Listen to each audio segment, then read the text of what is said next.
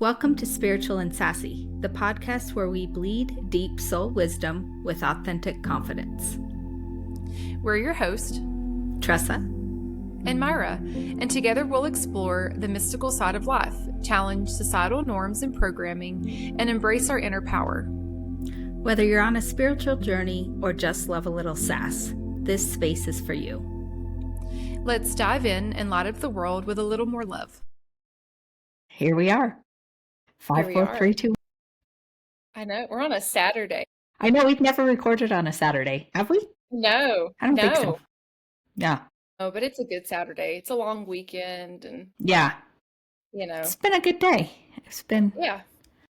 That's why I'm in a baseball cap. I had a massage, walked with my friend in the park, worked with a client.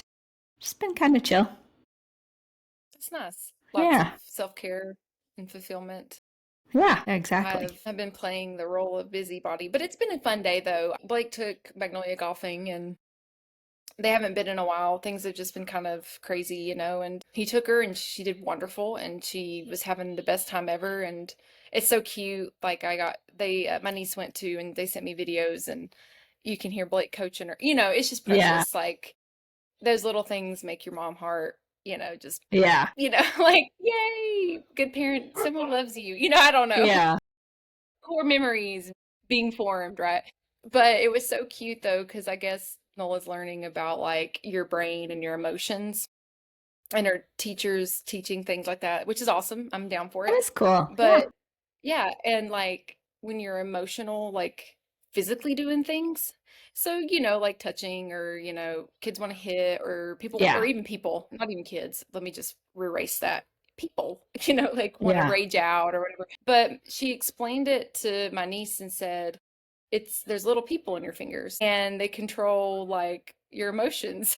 Or like your emotions get sent and they decide like how you're going to react with it. And it was just, hey, I'm down for it, whatever. And so she was telling Valerie and like explaining it to her. And then I guess like I talked to Nola though after, and she said, Valerie did make me upset today on the course, but I calmed down and I didn't react and I moved on. And I got a little, and I'm like, oh wow, this is whatever was happening on the golf course today. Like, okay, so this little adult was forming, right? It was really cute, like how she was explaining it, and then she had a moment, where she was getting a little frustrated. Yeah. And golf can make you frustrated, right? Sure can. But yes. Yeah, but she was mostly frustrated because she wanted to drive the cart. She's like, let me just drive it 2 feet. Y'all, she's 6. Yeah. And she's maybe tall, like she could probably reach the pedals. She really could. Maybe at home, like in a private setting with people, like, where we can watch her. We're not doing that on a course. No. But it was cute. And then we partied today. In a past life, I think I was a gambler. And today I gambled on a claw machine for tickets. But I won her almost 3,400 tickets. So I got her a big, huge stuffed animal. That was fun for me. Cool. I don't know. That was my self-care. I got to gamble to win tickets. Where were you at? It's like Dave & Buster's or something? It's kind of like it, but it's local. It's called like and they've got, it was a birthday party, so they did like bowling and then arcade and the whole shebang. Yeah. But the machine, if you ever remember, they're at gas stations. I used to play them at gas stations, but it's like the quarters where the quarters fall. And if the thing's sliding back and forth and it pushes it. Okay. All right. We got it. You do this with tickets. And so people who don't know how to play go and drop like 1,000 tickets. Like it'll be a fat stack wrapped up, 1,000 tickets, 500 tickets, bonus tickets, whatever. But the name of the game is getting the little ones because they all push it forward.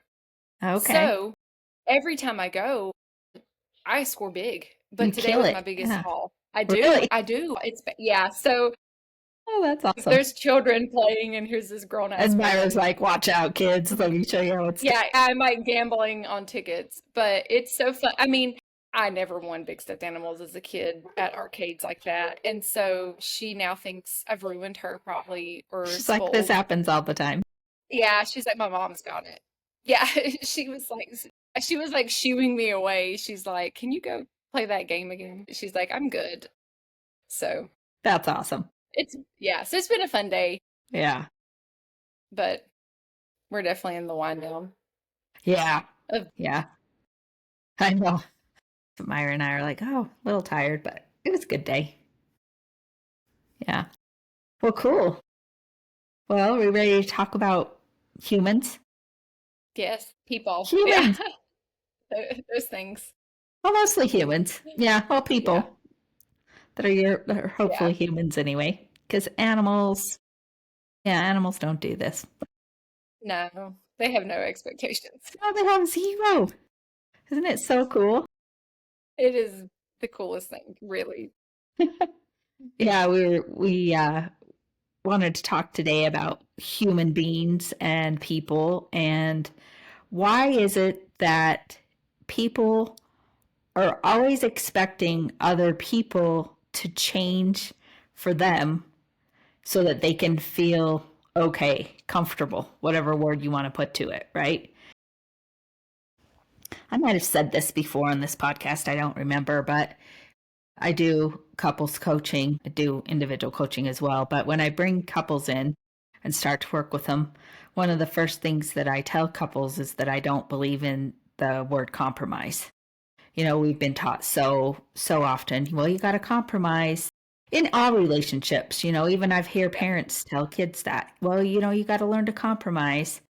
And I always Hmm. think, why? Why why do we have to compromise? If Yeah. you're, what does that mean? To me, compromise means that you are shifting who you are to make somebody else feel okay, you know? Yeah. And it's just such an interesting, it's everywhere in our society. You know, the more that I started to think about it today after my coaching session that I had, you know, even in, I'm guessing you know, now Magnolia's going to school. Oh, yeah. She may start to be coached in some of those ways, right? Yeah. Teachers and other parents.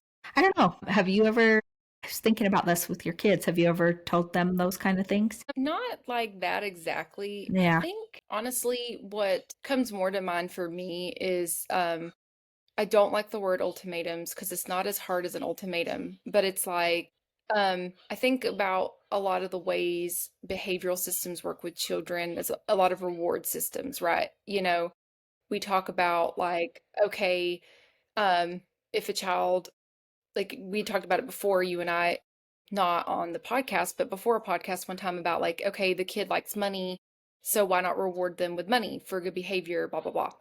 And so I think sometimes those lines can get a little blurred depending on conversations. Like, you know, I've seen the way that I've said things and I've had to reframe and think, okay, all right, now maybe that's not the best way of phrasing that. Like, let's think about it in a different way where, you know, I see a lot of the times like Nola tries to negotiate with us. Hmm. Yeah. Everything is a negotiation. Yeah. And I do see that a lot. And with the negotiation, ultimately, there's compromising, right? Yeah. Or Yeah.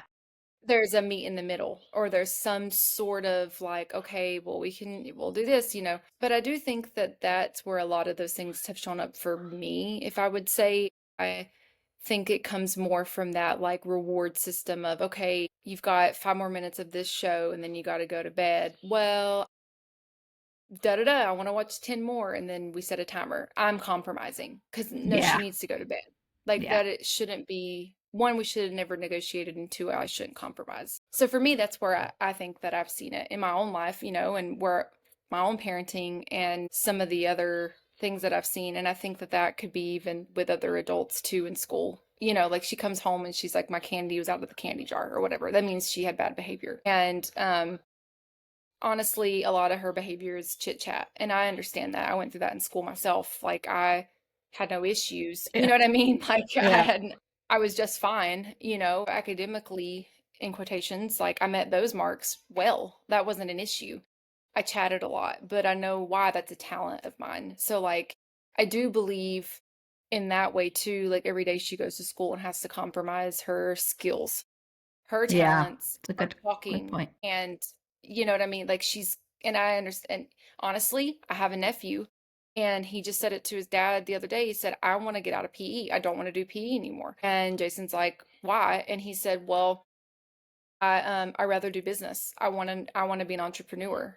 And this child wheels and deals. And today he just racked money up, wheel and dealing trading with men, adult men. Like he's in middle school, sixth grader. And he has this gift, he has a talent, and he can negotiate and he can work well with others and make money, and he loves it and he's very successful at it. He figures it out. I'm telling you, man, salesman of the year or CEO, something like the guy. He asked today when he made the trade, he said, the guy said, what will you do with the money that you just made on this trade? And he said, I'm going to put it in the stock market. You got this sixth grader wanting to, you know what I mean? Yeah. Like he's big energy. Like Yeah. he's a pretty damn cool kid. And so he every day he compromises. Yeah. He doesn't care for physical activity, and there's a good place for activity, right? Like I believe in movement. I believe in our bodies, and I do believe that he needs to get out and move in some ways, but he's compromising. They don't allow, or they're not offering one skill because it's mandatory to do another. And Yeah. not everybody Not feels. everybody fits it. Yeah, Yeah. a couple of things. Yeah, I agree. I mean, like, you're right to some degree, like negotiation. When you're dealing with children, it's a little bit different, like negotiation of, bedtime and certain things that you're teaching them because they don't Yeah. know yet what is Yeah. healthy or good for them or best for them, right? That's a little Yeah. different than asking them to shift who they innately are. Are Yeah. exactly. Yeah. But even to that point, you know, that's, I think, why you'll see these societal structures like school even start to Yeah. shift Shifting. Oh, for because, sure. not great. You're right. Body movement is important, but maybe that's not the body movement that he needs or when he needs it or how he needs it, you know? Exactly.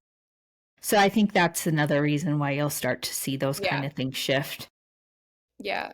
Yeah. And I do, and on that note too, on the note of compromising who they are, like for me in my home, I know her behavior and the way she acts and the way she expresses. I know that it's because she's in a safe environment and she's allowed to express herself in that manner. For example, a quirk or a joke or a snide comment. Not a snide, I shouldn't say snide. I don't know. Like a quip.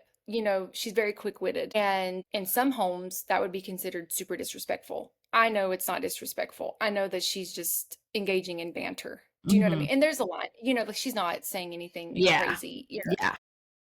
out of line. Trust me, I know when like there's a Yeah. level. But in a lot of homes, like in an environment like my mom grew up in, it would have been game over. Yeah. That would have never flown. It would have been done. It would have been over for her. She lived in a very strict environment. And so her home, she couldn't express herself the same. So in that situation, to me, that's a compromise. You're compromising yourself. You're compromising being free, being authentically you. And in my home, I allow my people to be who they want to be. You know what I mean? Like it's a level of expression. Yeah. So I know that's a very small example of that. But to me, that's what comes to mind.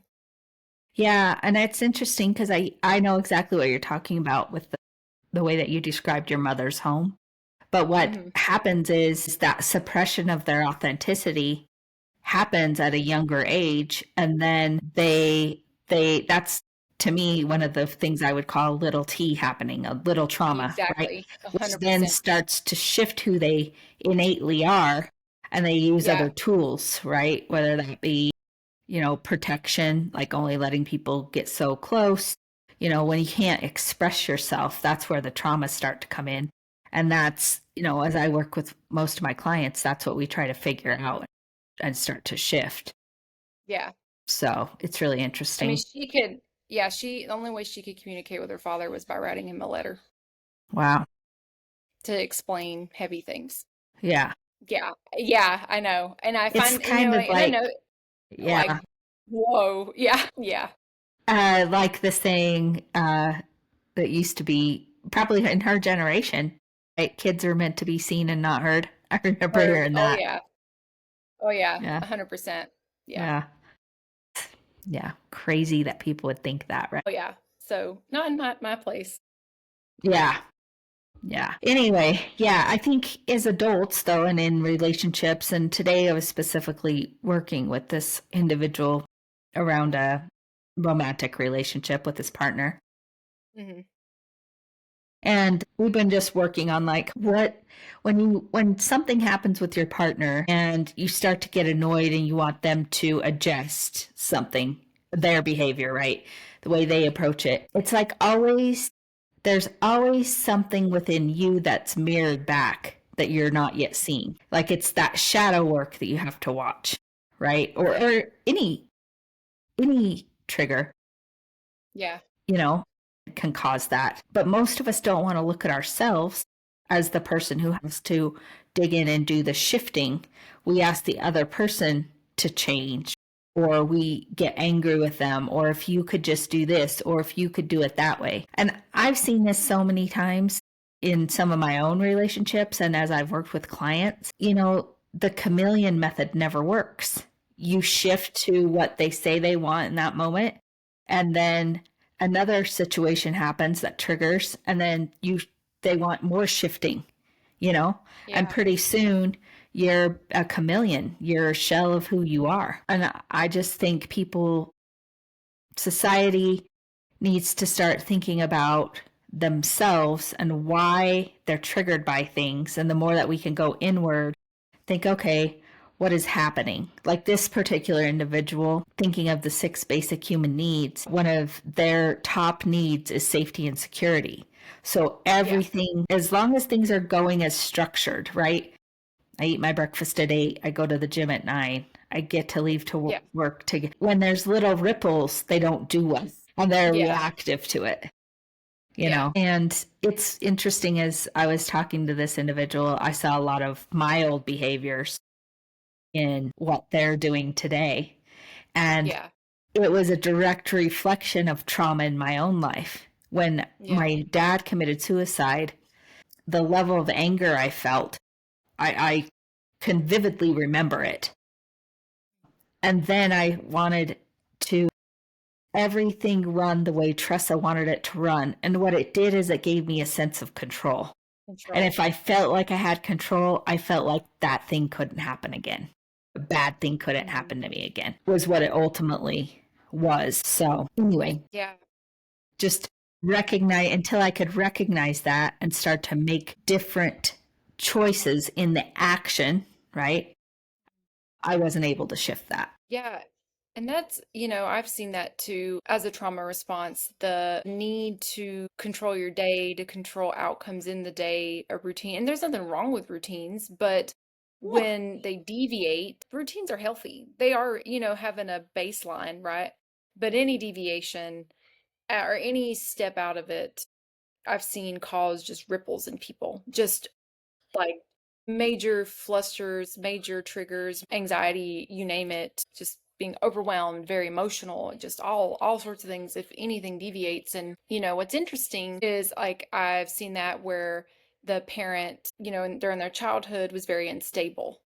So they would come in and out, they would bounce around, they would, it wasn't, they didn't have a lot of partners, but they just weren't always there. They just kind of floated around and showed up when they wanted to. And then this person, they needed to cling on to the structure as a trauma response to that to keep their life the total opposite in their mind, to have that control because they didn't have control before, and Yeah. especially as a child. And what's interesting though is I I've seen the way that that just continues to snowball. Before it was in their personal life, I've seen it in their first marriage, and to be honest, their partner at that time was very similar. And so it was two people being super structured, but one more structured than the other. And then now that they've exited that relationship and they're in a new relationship, those same patterns are just showing right back up again. Yeah. Because even though there was, we all have our quirks and flaws and things that make us great and not so hot sometimes, right? And it takes two to tango. So yes, the previous relationship didn't, it wasn't the right relationship at all. It totally wasn't. But they were two people that needed to work on things. Just like you said, usually when you're irked or annoyed or you want someone to change, it's usually a shadow or a mirror of yourself. And so these two people needed to both work on something very similar, and instead they exited, right? And then they jumped into Mhm. a new relationship. And so this individual's in another relationship, and now she's in the same patterns all over again. The same behavior is just coming back all over again. And it started as a trauma response, and now it's bleeding into her life. Like it's not, the work hasn't been done. And you can see it radiating in every interaction as they add more children into their lives, as they change jobs or change things. Like it just continues to snowball. Like you can just see it visibly in front of you, just going and going and going. Yeah, of course, because you didn't change your vibration, right? And then if you Yeah. don't change your vibration, you'll attract the same energy. I see it Yeah. so often, so often. And it's so funny how we lie to ourselves. I was Hmm. working with a client and she'd just gotten out of, well, she'd been out of a relationship that was toxic, her words, Yeah. not mine, but Yeah. wasn't serving her. And at the time we were working together, she was dating a new person and it had only been a Hmm. few months. And in her worldview, this individual was the polar opposite of the man that she had left. And Hmm. in my worldview, I was like, oh, sister, it Yeah. just has different lipstick. Like, Exactly. I promise you, Yep. you will be back here in 6 months telling me similar things. She Yep. didn't listen to me, but I'll hear from her. Yeah. Well, I mean, But it because it can't be any other way. Like no. you will always have the same vibrational match until you do something to change it. And you have to recognize it within yourself first. Just like hopefully this woman and that you know at some point will Yeah. No, or the not. person's just wearing a different lipstick. Yeah. Yes, exactly. Yeah, they got They a new both wig are. on, babe, but the foundation's the same shit. That's Same it. shit. Yeah. And I mean, what I call it a veil. I don't know. You can call it a fog, rose-colored glasses, whatever the hell you want to call it. And honestly, I've seen it, when people end a relationship that it's not serving them, the veil comes off, right? They see clearly, they're like, oh shit, this was simple. Like, what the freaking hell was I thinking? What were they thinking? What were we doing to each other? Wow. When the love and the fog and the is just gone, then you can see clearly, right? And it's like, then all of a sudden it just comes right back over. It comes right back on, and then it's like, oh no, this isn't really happening to me. This isn't really doing, or this relationship's totally different, and this and that. But then the same conversations and the same things you keep hearing them say similar stuff, just as they did before. But I call it the veil, the whatever the fog, it's there. Like you just don't see it. It's totally engulfed in the emotional side of it. And like what I think, what I'm thinking about as I'm talking now is like, I think about my own relationships with people, and I let a lot of emotions drive that, whether it be the emotion of control, the emotion of love, fear, being anxious, angry. I had a lot of relationships that was just, I don't even know what the fuck. Like, I don't even know. I seriously am just like, what was I doing? Um, I think about being that just emotionally led, and it's really interesting because I went from being very emotionally led and then being very detached, which is also not a good um energetic state to be in. That's not a good Hmm. place to be in. That's not a good, you know what I mean? Like, being detached is also a form of protection, right? Or a form Yes, it of is. control Yeah. in its own way. And I think about it like it's the way I love now is a very different version of love that I would say I was in with other relationships. Even, I mean, no matter who it is, towards my children, towards my spouse, towards my friends, towards my family. It's a whole different version of it. And it's evolved because there's no expectations anymore. I'm not detached either. And with expectations, the expectations I held upon myself and the relationship and the person is where the emotions that was in the front seat of my emotions, right? But when you really like just let a relationship be and it's truly of love, or truly when you get out of that constrictive state and just trying to hold on to everything and make it a certain way or never want it to end, and you just kind of let it be, I've found that my heart is expanded even more and the love is more genuine. It's a very different kind of love. Yeah. I would venture to say that that is partly, well, not partly, I would bet it's mostly due to the fact that you have increased your own self love, because Yeah. that is always a reflection, right? You can Yep. only 100%. love to the level that you love yourself to Yeah. anybody. You can't give Yeah. something you're not, you can't give something outward you're not giving inward. It just doesn't work that way. And, people say it all the time, like, especially parents, I love my child like so unconditionally. And I think there's no way you can if you're not loving yourself unconditionally Self. Yeah. to the level that you believe is always the level Hmm. that you're loving, right? Your belief structure is that powerful Yeah. within that. Yeah, for Yeah, I sure. totally agree. Like I think about, on the last episode we talk about self-sabotage. Well, I think about that in relationships. A lot of relationships, I didn't love myself at all, like not even close to loving myself. And I fueled love in quotations, I'll put quotes, with other things, whether it be sex or passion or fun, excitement, you name it, right? We all do it. Substances, you think of it, right? In those Yeah. relationships that bind you with these people. And, whether you trauma bond or you're bound to them in some way or some form, then that's just the continuation of the cycle where, there's no wonder that people are like, I want you to change. And then you come out of it, right? And then you're like, I need you to change. I need you to be different. Well, you might start loving yourself a little differently, or they might start loving themselves a little differently. And so think about like, okay, well, you see it all the time. You've got one partner, they got together, they drank all the time together. That was their only hobby, right? And then all of a sudden one doesn't want to drink anymore and they want to do this or that. And there's nothing wrong with drinking, but what's your intention behind the drinking, right? Were they drinking because they were hiding or trying to suppress or trying to deflect or trying to fill a void with something else? And then now they feel differently. They're happy. They are changing. Their vibrations changing. They're moving through different things. And then the partner doesn't align with them. And so then they want them to change to meet them where they're at, but it doesn't work like that. Then you've got all this. This is when the stuff starts being mismatched and the people start to shift and relationships start to shift and what you want or what you don't want shifts. And then that's where I think the compromising starts happening. Well, yeah, and I think two reasons for that. Like, one is that we've been told that all relationships are lifetime relationships, right? As we enter into, especially once you're married, it's Yeah, like, till well, death do you I've part till or death do you whatever. part. I mean, good God, Yeah. we're saying these declarations and affirmations to each other. And Yeah. I don't believe that's the case. I think that every relationship is serving you in the moment for whatever that is. And that may Is be a day, that may be a year, that might be 5 years, that might be a lifetime. It may. I don't know. But we're so attached to making it work. We've got to make it work.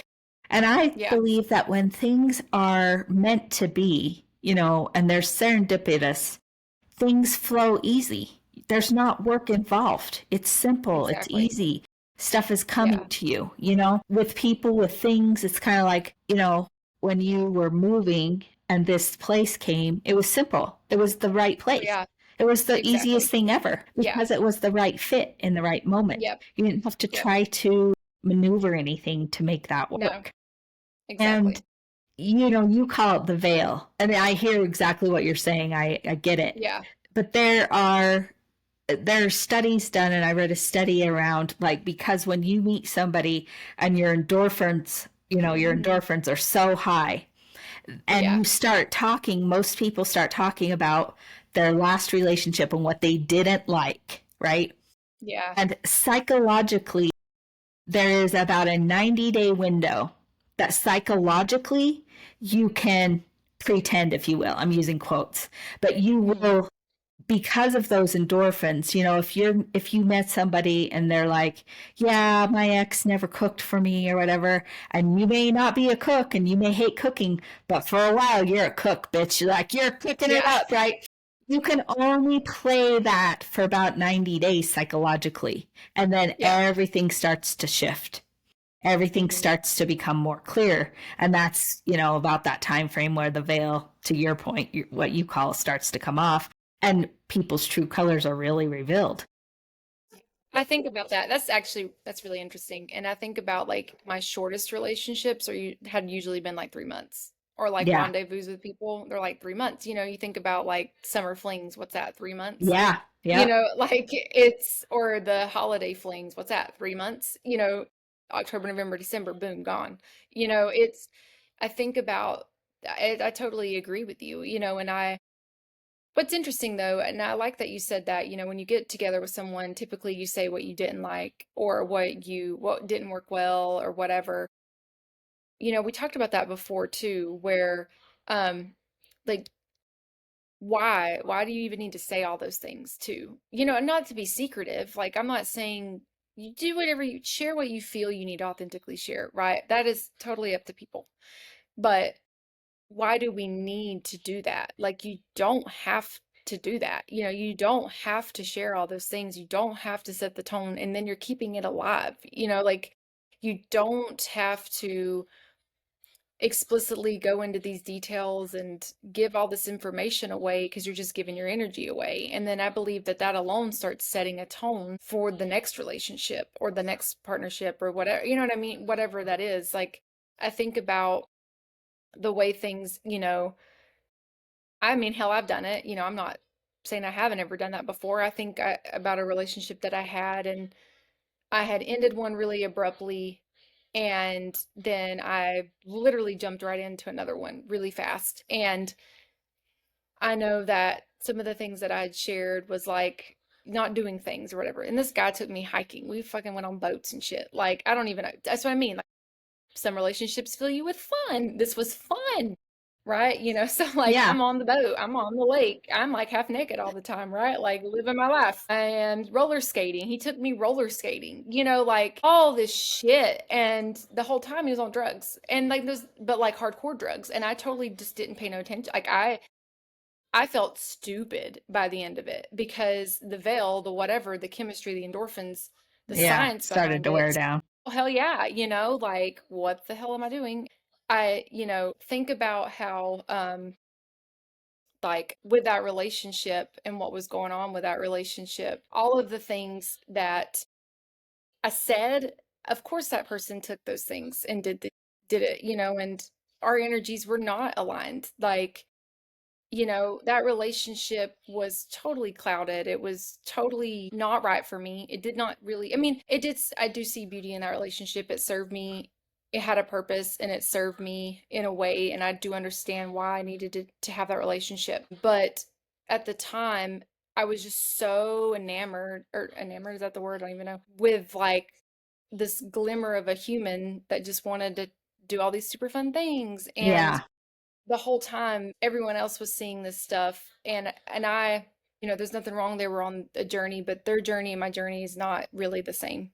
Like we were not, like our paths were not really ever going to go anywhere, and it just really truly wasn't serving me. But I couldn't see that because of, who knows, I gave away too, or maybe I gave too much away, maybe I said too much, you know what I mean? Like who knows, but the way we started, it just snowballed into something, and it did end within 90 days. I mean, it was done. Hmm. Like once the true colors started, they couldn't keep up the act. I couldn't keep up whatever the hell I was Yeah. acting to. You know what I mean? We were both in acting. So like whatever was going on ended. Yeah, I get that. I mean, that makes complete sense. But I think that's Hmm. exactly why we do say those things. Most people start to think that they have to express what they don't like or what they do like or Hmm. instead of just allowing things to unfold and learn about each other. And then when you hear what they don't like, even if it's something that doesn't serve you, you're more prone because of that programming, got to make Yeah, this work, or the endorphins, maybe there's the chemistry there, right? Sexual chemistry or whatever. Well, whatever it is. then you start to put on the persona, you put on the face, you put on the act, right? Yeah. And it's so unfortunate because the individual's not allowed to even see the true person that they are with, right? They're not even given the opportunity.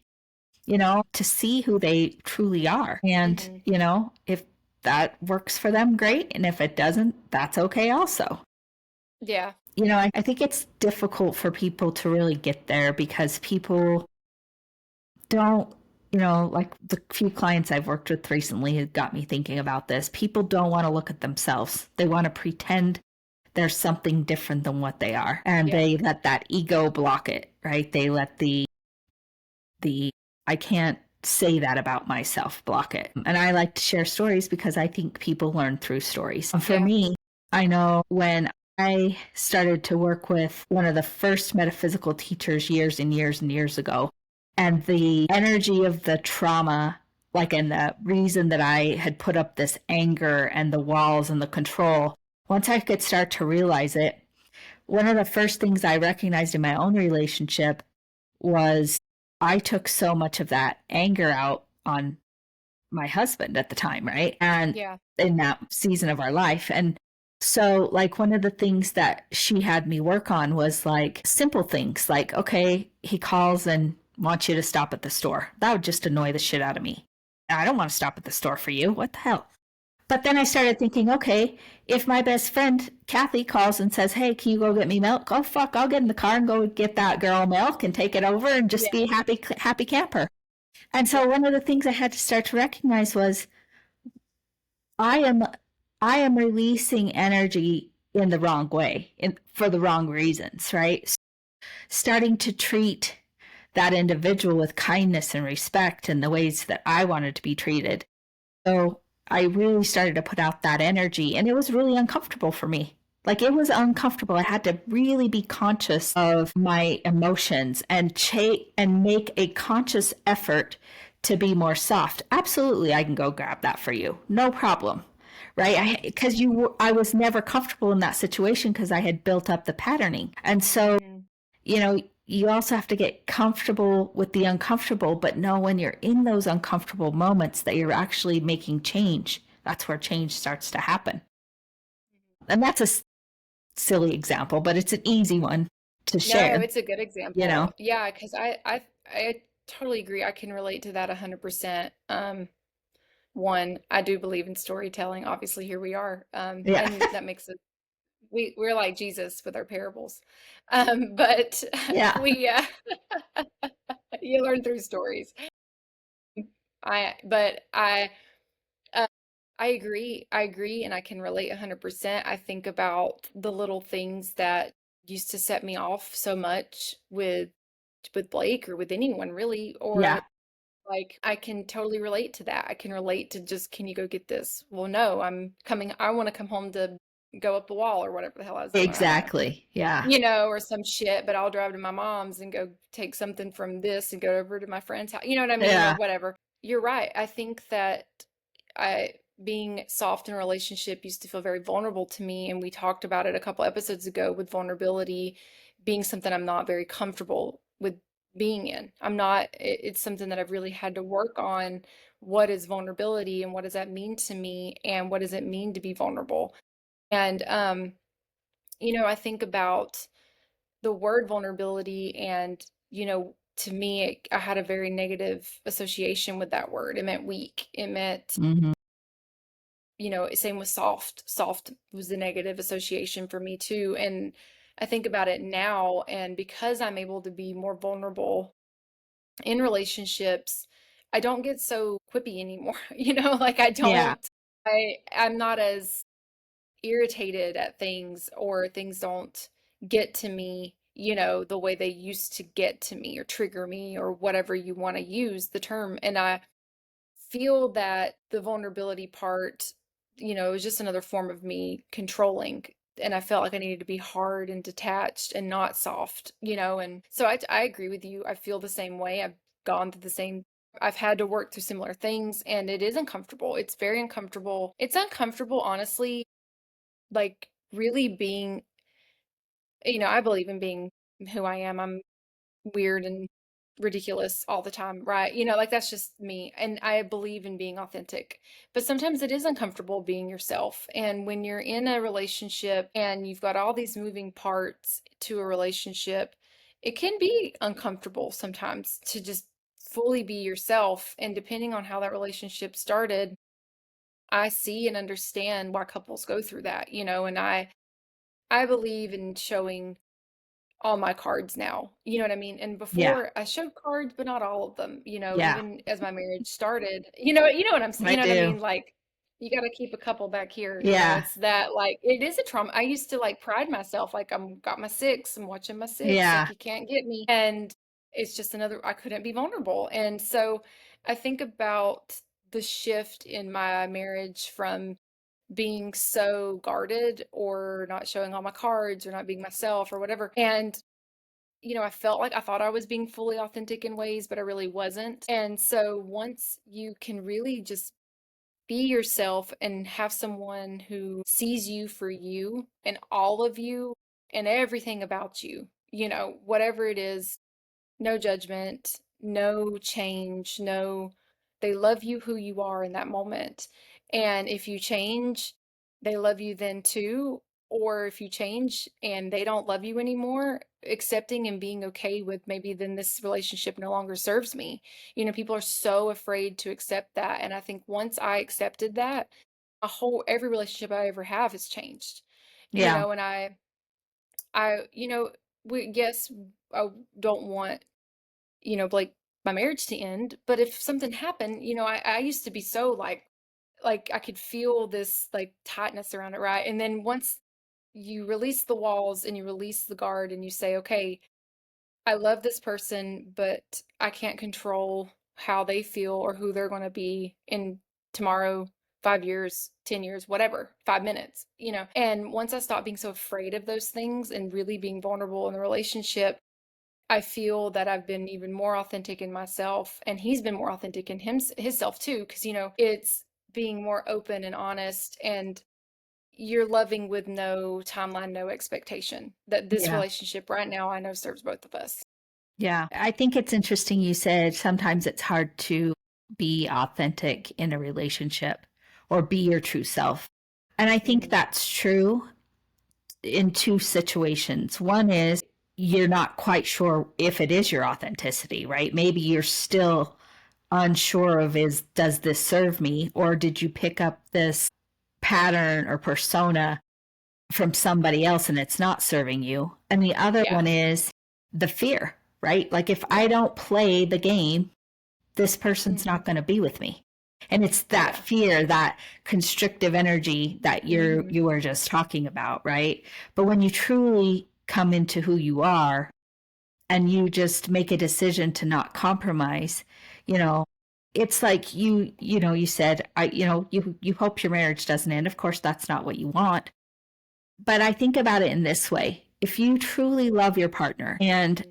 your growth and their growth doesn't serve each other anymore, Mm-hmm. that is true love, to release that and let them find something Exactly. that matches with that and let you find something that matches with that, but it goes back to, I think, the fears, the entanglements that we get, like, you've got Oh yeah, homes and children and goodness. Oh extended yeah, family, the whole and shebang.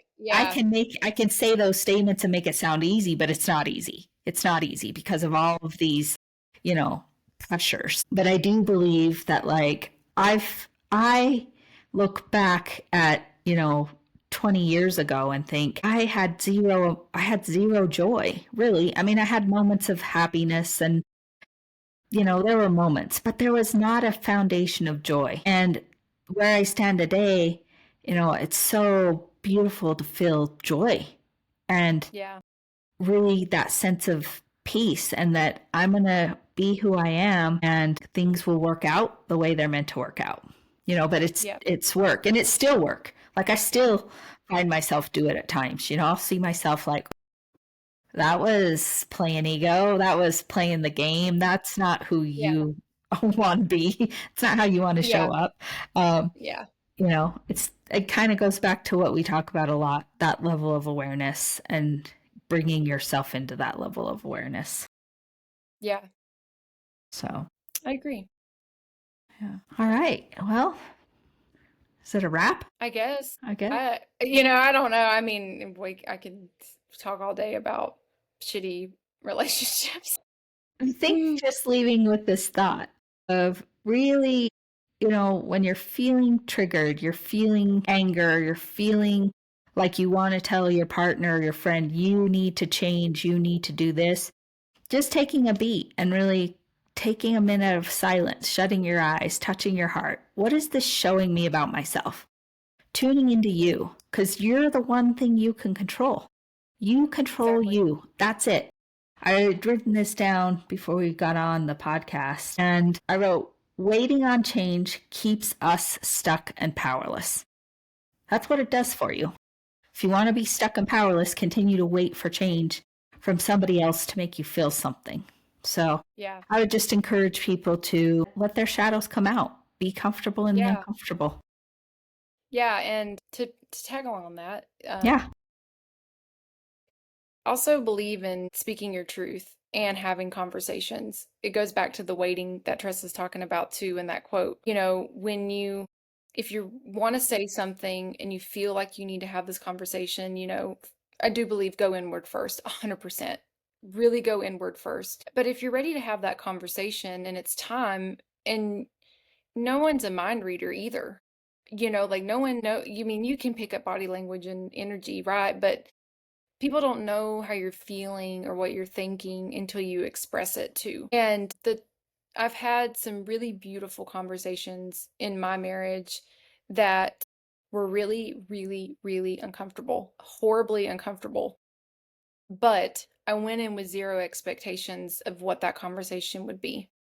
I went in not holding on to anything. I went in without fear. And in those conversations, and I can think of two really big ones. And what came from that was so beautiful and profound. The first one wasn't so beautiful and profound because it wasn't 100%. I did go in with that expectation, but I wasn't completely vulnerable in that. I was and I wasn't. You know what I mean? The second time was a very different conversation, but they both had wonderful outcomes and they both led continuing expansion of authenticity. And nobody knows till you say things to, and I tell this to friends and people around me when they're thinking all these things and they're having all these really, really big feelings and emotions around their partner, their spouse, or relationships, or even relationships with parents or children or friends or whatever it is. You've got to have a conversation too. When you're waiting and waiting and waiting and hoping someone just change out of thin air, and not even hoping they're change. You shouldn't even try to change the person. But like, if you're waiting for something to happen like that, it's not going to happen.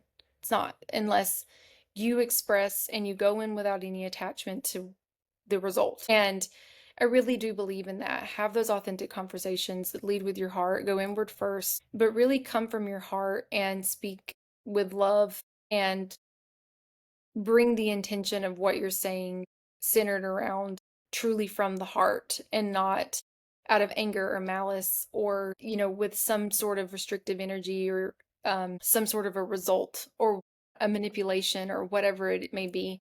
And I really do believe that when you can have those conversations, that's where it really starts to happen. Yeah, I love what you're saying. I think the key to that is I tell this to my clients a lot. Your emotions are your responsibility. Somebody else's intention is none of your business. Your emotions Exactly. are your responsibility. Yeah. So, what I say to that, to add on to that, is express how you feel Exactly. without expectation of change. So, when this happened, I upset. I felt hurt. I felt unheard. I felt, whatever the emotion was that was felt. But so often we don't say that. We're like, when you did that, you made me feel this way, and you need to Exactly. stop that behavior. Now, that's Yeah. going to be completely up to the other individual to say, you know, I can see how I made you feel that way, and I'm sorry. And if I say I'm sorry, then there better be an action to change it, or don't say you're Yeah. sorry because it's Yeah. stupid, Yeah. right? You Exactly. know, but I do believe in that. You can't hold your emotion in. Your emotion is your responsibility to feel it. And you don't have to justify it. I No. I am, well, I'm empathic for one, and now I understand why I've been like this my whole life. I'm extremely sensitive. I am a sensitive person. And when things around me feel energy wise like a lot of anger or loud, I don't feel comfortable in it. I just don't. And I've expressed this sometimes to my husband, and he's like, well, that's not the way I mean it. I'm not saying you do. I don't know what you mean. I'm just letting you know Yeah. I feel uncomfortable. My Yeah. sensitivity level is what it is. Like I am sensitive, and I've come to really appreciate that part of me, Mhm. and I think about times when I was a little girl where that was shut down or I was told not to be Yeah. that way. Yeah. All right. Well, this is great. Yes, it is wonderful. Oh, Until next time, keep your vibrations way high. and stay sassy.